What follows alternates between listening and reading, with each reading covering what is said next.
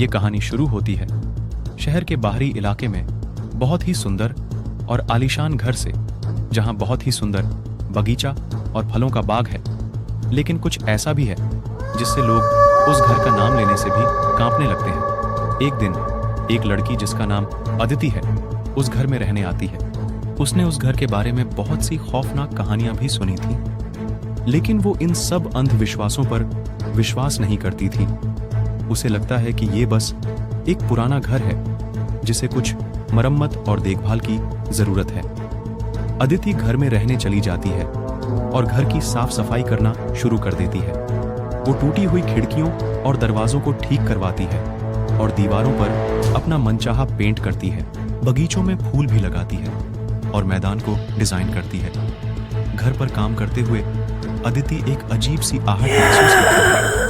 उसे खाली कमरों से कदमों की आवाज सुनाई देती है और उसे कुछ अजीब डरावनी परछाई नजर आती है। लेकिन वो अजीब घटनाओं को नजरअंदाज करने की कोशिश करती है और अपने साथ लाए सामान को घर में रखने लगती है। एक रात अदिति लाइब्रेरी में देर तक काम कर रही होती है, तब उसे एक जोर की आवाज सुनाई देती है। वो पता लगाने के लिए दौड़ती है। वो देखती है कि फूलदान नीचे गिरा हुआ था और उसके टुकड़े फर्श पर बिखरे पड़े थे।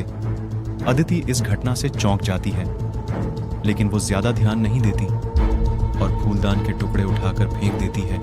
फिर वो लाइब्रेरी में वापस चली जाती है, लेकिन अजीब घटनाएं होती रहती हैं। अदिति घर में चीजों को हिलते हुए देखती है और घर के ऊपर बनी अटारी से अजीब आवाजें सुनती है। उसने यहाँ भी अजीब डरावनी परछाइयों को देखा जो उसे डरने पर मजबूर कर रही थी।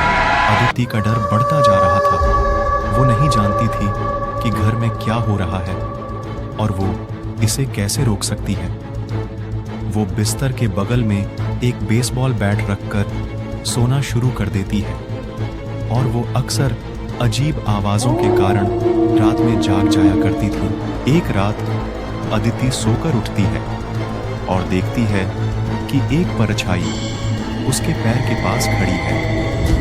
परछाई लंबी और भयानक है और वो एक लंबी काली चादर पहने हुए है। अदिति की डर के मारे चीख निकल पड़ी और परछाई गायब हो गई। अदिति जान गई थी कि वो अब घर में नहीं रह सकती। वो अपने बैग पैक करती है और रात में ही निकल जाती है। वह कभी पीछे मुड़कर नहीं देखती। आज तक वो घर खाली ही है। फिर वहां किसी ने जाने की हिम्मत नहीं की, पर फिर भी सवाल ये उठता है कि क्या था उस घर में? किसकी थी वो परछाई? क्या चाहती थी वो परछाई अदिति से?